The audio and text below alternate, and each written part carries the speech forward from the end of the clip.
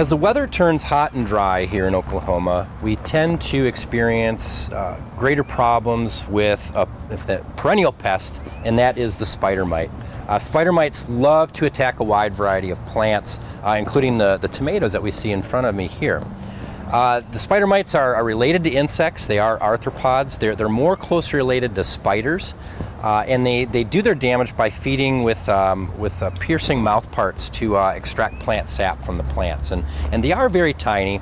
We'll see a large number of them feeding clustered together on the leaves, and it'll start to the damage that we'll start to see on the tomato or other affected plant is a bronzing effect on that leaf. And that's as that plant sap is being removed from the plant. That's a symptom that we see left behind on those leaves. Of course, that can cause damage in the form of physiological harm to the plant, reducing photosynthesis.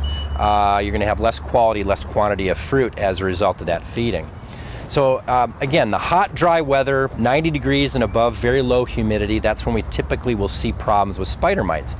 And one method we can do that's non-chemical in nature is we can take a jet of water, take a garden hose, and spray the plants pretty heavily. Of course, you want to be careful not to do damage to your fruits. But you can essentially wash those spider mites off of those plants. And incidentally, this will work for aphids as well. If we are interested in chemical control, I recommend going for some of the reduced risk compounds, things like insecticidal soap and horticultural oil. They will basically act as smothering or desiccating agents in order to kill off those mites. You got to be careful with those two products, though. If it's too hot, they can cause harm to the plants.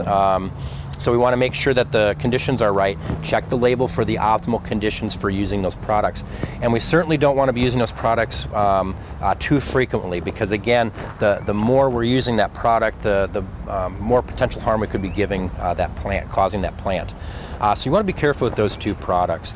Now there are some miticides out on the shelves as well that you could possibly use, but again, these are going to be more broader spectrum in nature. They're going to knock out not just the spider mites, but a lot of the good guys that are out there, your pollinators and your predators and parasites that are out there, helping to provide some natural control to your garden. So again, I recommend first and foremost for spider mite control, washing them off if you can, and if that doesn't work, select a labeled insecticide such as an insecticidal soap or a horticultural oil for spider mite control. We hope you enjoyed this video. It's part of our Oklahoma Gardening YouTube channel. You can also find even more videos on our OK Gardening Classics YouTube channel. And join us on social media for great gardening tips, photos, and discussion.